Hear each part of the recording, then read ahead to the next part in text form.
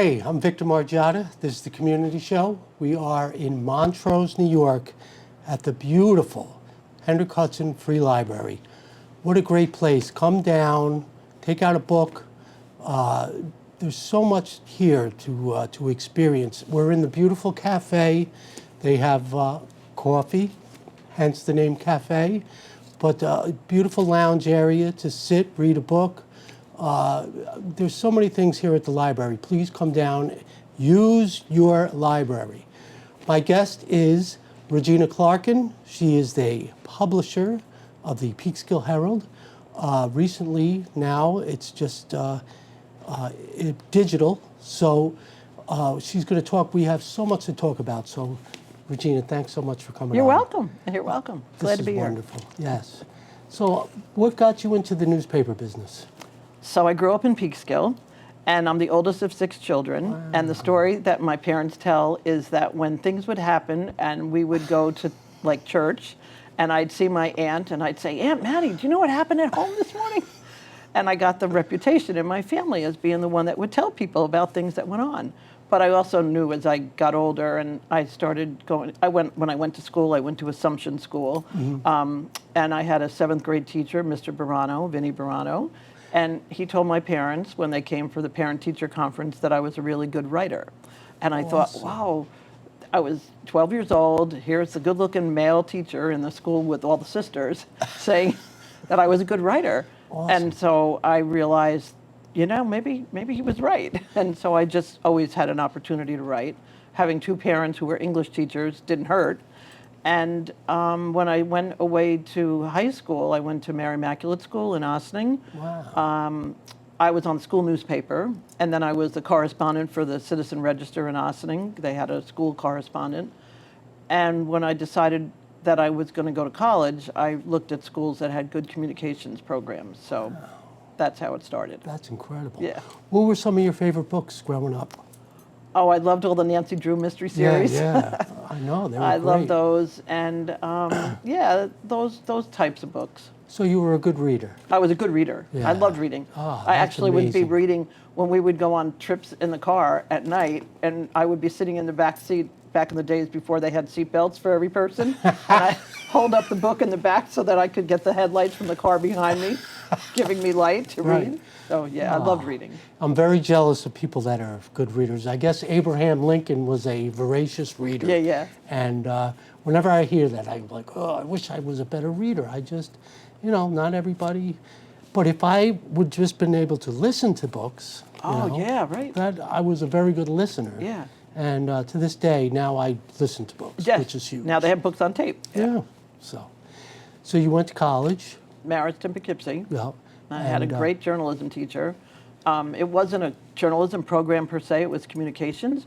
And she was a former reporter, and so she was an adjunct. She did not have, you know, a PhD or a master's in journalism, but she ran the classroom like a newsroom. And it was Journalism 1 and Journalism 2, and she was a real fiery personality. She was about 4'11", and she was an investigative reporter in papers in Reno, Nevada. So when she came, her husband took a job at the Poughkeepsie Journal. That's how they came to Marist, or to Poughkeepsie. Right. She just ran the classroom like she was the editor and we were the reporters. So we would get papers back. In those days, you handed in your story, a typed written story on a piece of paper, and she'd give it back to you, and it looked like she had bled all over it because she had red marks everywhere, and you never made that mistake a second time. Yeah. And so she ran the classroom as if it was a newsroom. Wow. So all of a sudden, our school newspaper started being really hard hitting, and that's when the administration was like, "Who is this person running the journalism class?"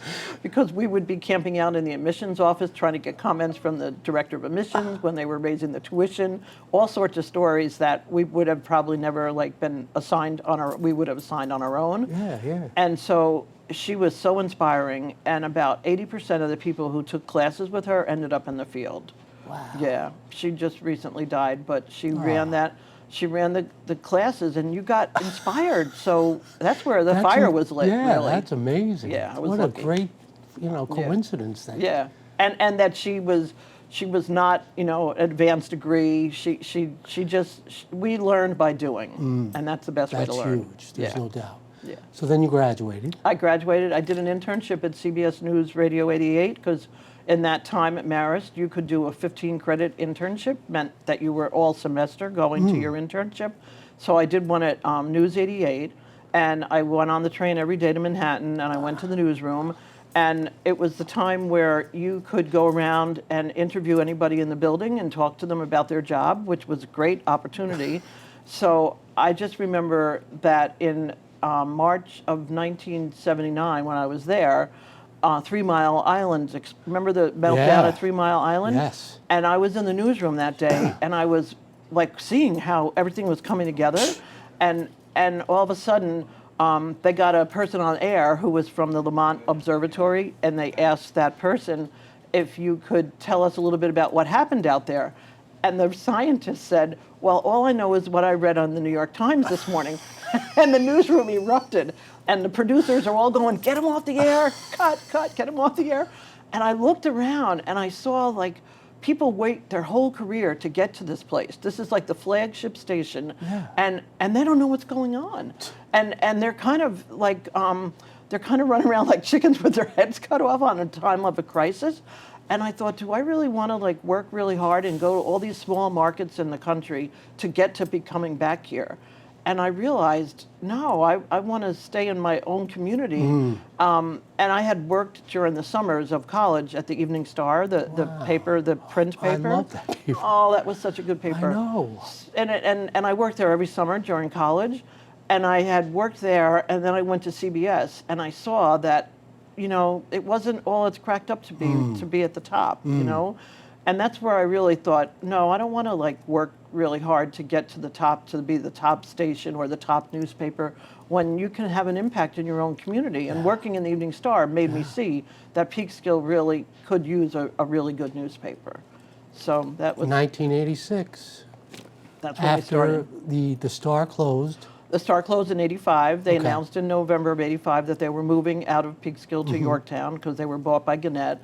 But the year prior to that, I had been meeting with my two partners that I started the Herald with about how we could start a weekly, because we saw that the Evening Star was really like slipping. It was, you know, it was out-of-state owners. It was not covering stories really well. It was filled with wire stories. And so we started planning that we could do a weekly, because a weekly comes out once to the 7 days, so you have a less expense. Yes. There's a real need in the community, and all three of us, my partner Kathy Daly and Rich the Radnick and I, had all worked at the Evening Star, so we all knew the community. So we had been putting together a book, our game plan book on how we were going to start a weekly. And at that time, the Apple Macintosh company came out with the desktop publishing system. So we went, Rich and I, on our, we both were working in other jobs in New York. And on our lunch hours, we'd go to the Apple showrooms and we'd get demonstrations on how this desktop publishing system worked. So we started thinking, well, we could use that because it's a lot less expensive than having the big Linotronic machines that take up a whole entire floor. Yeah. And so we decided that we would, you know, do all the legwork to see if we could start a weekly. And then when the Gannett paper bought the Star and moved out of town, we were like, okay, we're not going to wait to find investors. We're just going to take Rich's $7,500 credit card line and buy our Apple Macintosh desktop publishing computer. Right. We're going to pay our first press run, and we're going to pay our postage bill.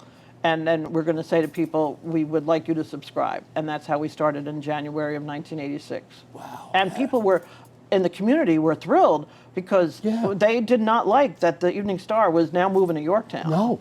I mean, you remember reading the Evening Star, right? Of course, it was the best. You know, that we would get that and the Daily News. And, you know, they paired perfectly, because one would give you the broader, you know, perspective of what's going on, and then the other would give you the local, which was that's incredible. Now, who was printing it for you? We went to Southern Dutchess News up in Wappingers, because Rich was from Wappingers, and when he was in high school there, the Southern Dutchess News printed his high school newspaper, and he had worked there, so he knew the owner. Right. And so we reached out to him, Al Austin, and the funny story about that is that we went there in 1986 and printed it, And fast forward to this past October, when the Herald, that's the digital paper now, Yes. we did a print edition as a voter guide, because in Peekskill there was an election for mayor and common council, and it was a lot of new people running. So we decided to do a voter guide that would be printed and mailed to every household in Peekskill. And that company, Southern Duchess, is still in business. And some of the press people were there in 1986 when I went there. Oh, it was an amazing full circle Yeah, moment yeah. 40 years later. Wow. So, and actually the Southern Duchess News, most of their business is high school and college newspapers. Yes. When I was there in October, there were all these boxes of high school paper for Hawaii. They were being shipped out to Hawaii, and it was like the monthly high school paper for a school in Hawaii. So he makes most of his money by doing printing of high school and college newspapers, because he has a web press. You know, that's different than what a lot of other printers have, which is a sheet-fed press. But a web press is the giant big rolls of newsprint, and it gets woven through all the different elements of the printing press. So it's pretty amazing that he was still in business up in Wappingers. Who knew, right? Okay.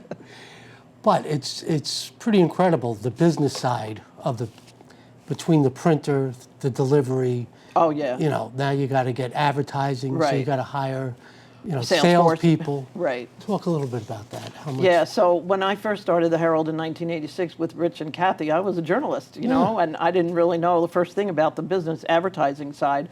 But eventually we learned that you needed ads to pay the bills. And to pay, and so, you know, I started working in the community, and Kathy would do a lot of the editorial stuff. And we learned, you know, like you had to do it. That's the only way you learn. And then now doing the digital side is not as expensive because you don't have to pay printing, you don't have to pay postage. And I remembered from doing this one in October, this voter guide, I remembered how labor intensive it is. It's a lot of extra hours, it's a lot of layout time, and you know, you don't have endless amount of space like you do on digital. But yeah, so now that it started in the year 2021 as a nonprofit, the digital paper, there's 3 ways it gets supported. It gets supported by grants. Because it's a nonprofit.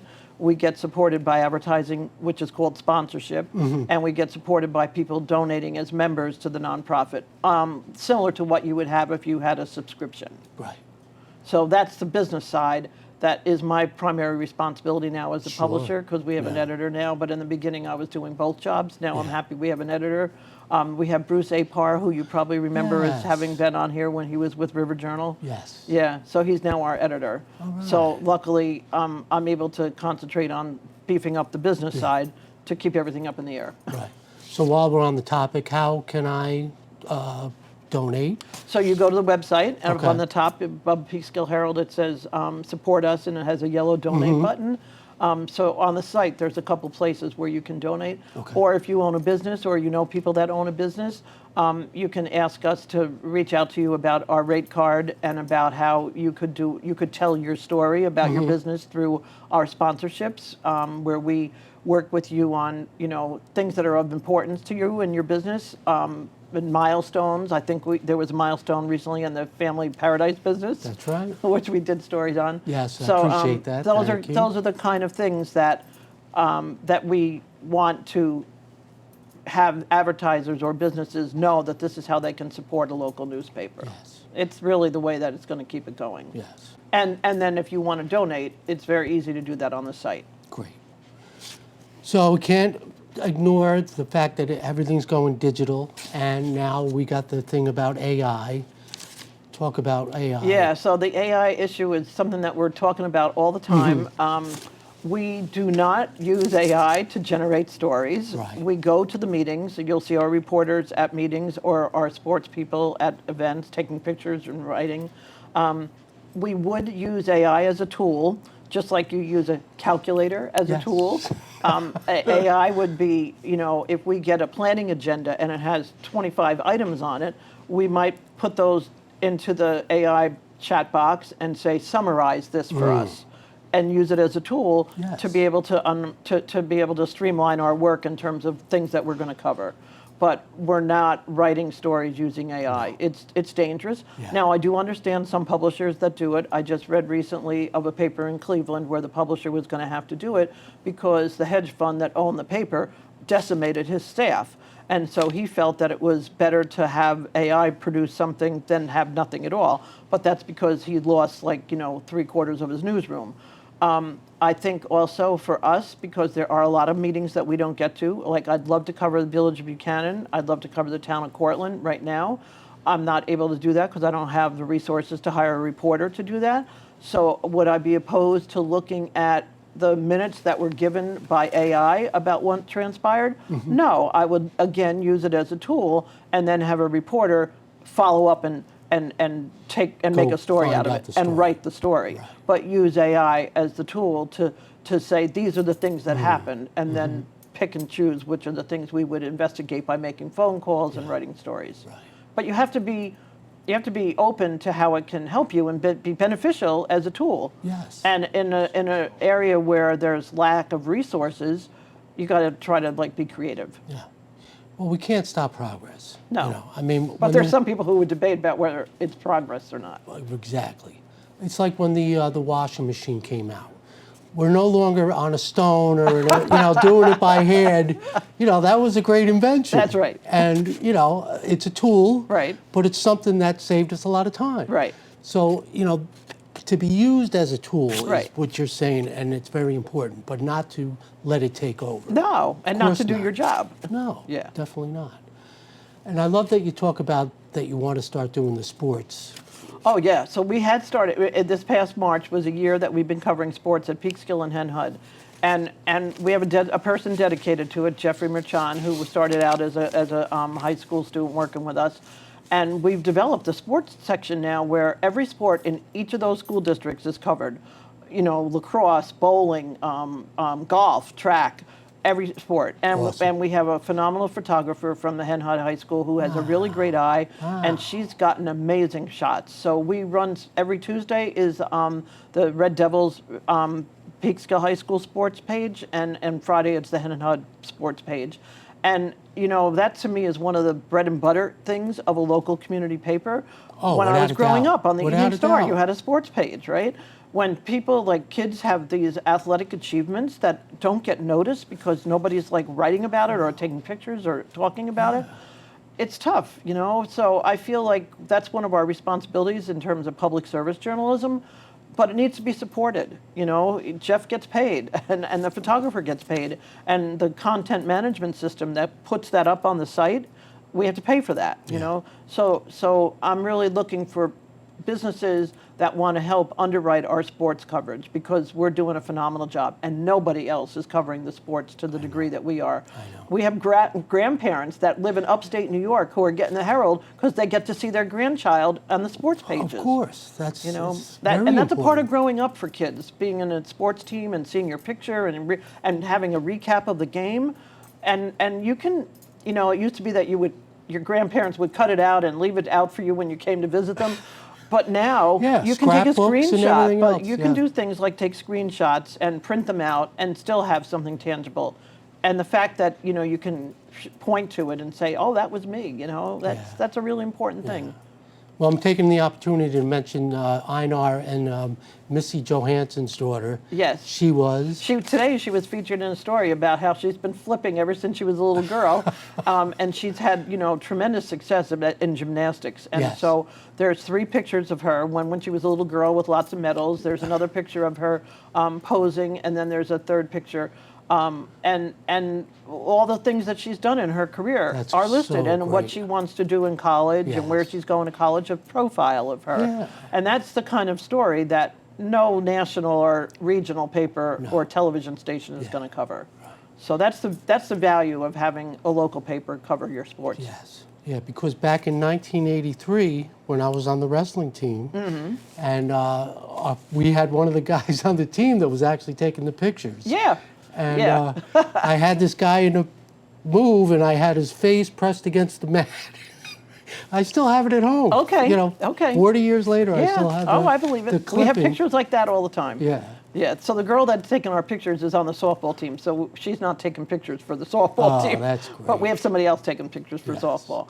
And it's also encouraging. She has a future as a sports photographer. She's got a great eye, and she's There getting you all go. this experience That's as it. a sophomore in high school now. And the same with Jeff. Jeff was in Peekskill High School when I went there to work with the journalism newspaper club.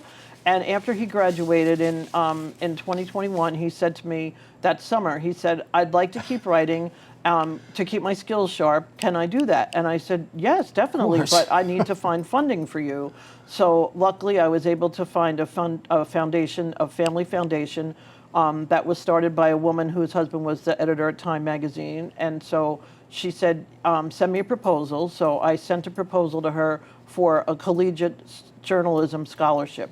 So while Jeff was going to college, the community college, he would be able to write stories and get paid. So he started out covering City Hall, he started out covering general news, and then this year, last year in March, he moved to covering sports, and then we expanded to Hen Hud. So now he's doing like 35, 36 hours a week covering sports.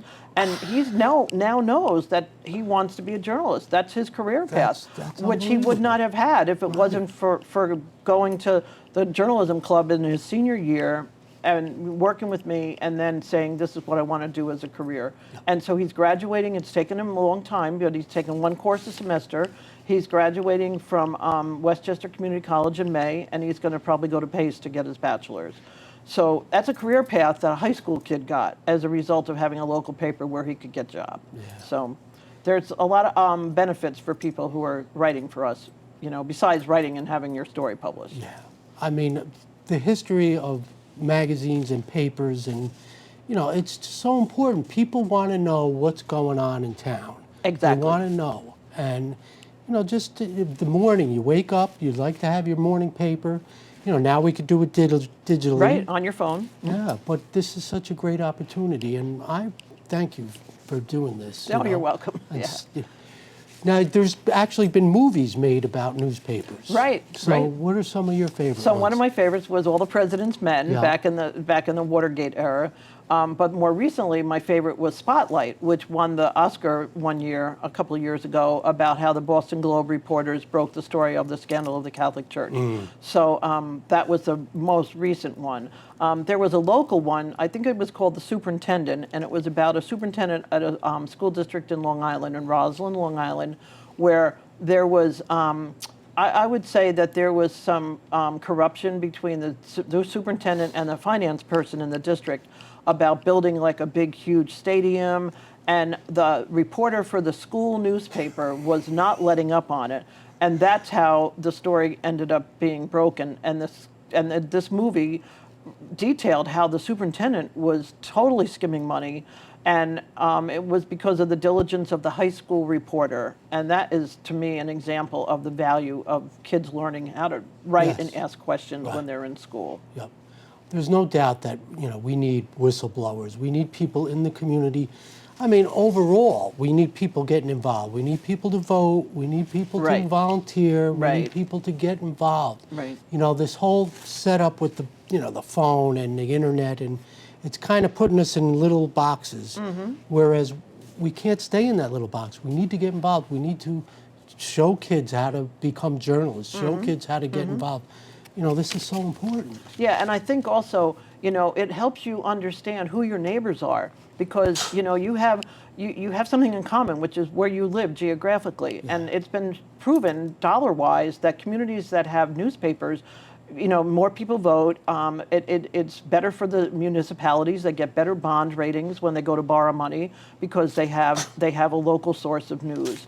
And it's just something about creating a community and having people know who their neighbors are and to have some common thread. Lots of times the Herald has been referred to as the glue that holds the community together. When something happens, we're going to write about it so people will know that they're not left in the dark. And that's a really important thing. There's no doubt. Yeah. Yes. And it makes the quality of life better. Plus, the good thing is that you find out about things. We have this whole new, in September we launched Peekskill Herald. It's called Peekskill Ex Urbanist. So it's the arts and entertainment section of the Herald. It's on Instagram. We're about 45 people shy of 10,000 followers on Exurbanist on Awesome. Instagram. Excellent. And what we produce every week are slice of life, the reels about things to do. Like we had all big video reels of the St. Patrick's Day parade with the music and the people marching and the person who was taking our images zeroed in on the tap dancers on their feet as they're moving. That was beautiful to watch. So we have all this really good things to go to listen to music, restaurants to eat at, and so we make that be our arts and entertainment and lifestyle section. Yes. It's just that it's on Instagram, and we link to it on the site every Thursday. It's called the Peekskill Weekender. Cool. We link to that on the homepage of the peekskillherald.com. But it's where you can see what to do this weekend, where you can go, and music you can hear, talks you can go to the library or the museum and learn about. So that to me is like an additional hearing about news and important things you need to know about what's going on with your taxes or certain things that are regarding municipalities or school districts. There's also where you can find out how to take a walk in the park and do something this weekend. This is a festival happening. Yes. So you're informed about things to do in your community. And that's the informed part is very important. But I do have to correct you. It's not St. Patrick's Day. Oh. It's St. Patrick's Month. Oh, sorry. So- In March. Yes. Coming from nice Italian boy. Yeah, well, I like the Irish. Don't get me wrong. But now, what is your connection with the Rotary Club? Well, they are sponsors and supporters of a lot of the Okay. things that we do. Right. Yeah, that's about And, it. I'm not in it. I'm not a member. Yeah, I like Rotary. They do a lot. Oh, they do great stuff in the Yeah. community, and we support them. Like they're doing Without the a Cherry doubt. Blossom Festival Yes, coming up in coming up, May, yep. and they do the big Fall Festival. We had a booth at the Fall Festival back in October. So yeah, they do wonderful work in the community. Yeah, the Rotary's great, without a doubt. All right, we just have a couple minutes. Any last thoughts? Well, I would say that if you like reading the Peekskill Herald, we don't have a paywall because our belief is that we're public service journalism, and we feel that a paywall is antithetical to what we are about, which is that people should know about what's happening in their neighborhood. So I feel that if you read it and you aren't a member, you don't donate to us, and you can donate any amount, but you really need to be on our mailing list because right now we're trying to build it. We're going to be 5 years old in July, and we're aiming to get some of the 85,000 people who view our pages every month to be on our mailing list. Yes. And because we don't have a paywall, you can go to it and read it for free. Okay. But it doesn't run for free. Yeah. There's people that need to be paid. Yeah. And it's like a business. You need There's to no support doubt it about financially. Everything. So is, if you're reading peekskillherald.com and you're not a member, I'm encouraging you to be a member by signing up on our website. Excellent. All right. We just have 1 minute. I wanted to thank you very much You're for coming welcome. on. Please get involved in the community. Don't complain about what's going on. Do something. Read the Peekskill Herald. It's excellent. It keeps you informed on what's going on in the community. Get out. Like Regina said, there's so much going on in this area, music-wise, festivals. Go to a sporting event at the local high schools. Show your face. Get involved. The spring is coming, and it's just a great opportunity for all these wonderful things. So thank you so much. You're welcome. All right. Appreciate it. You're welcome. Thanks. I'm Victor Margiotta. This is the Community Show. Thank you for watching.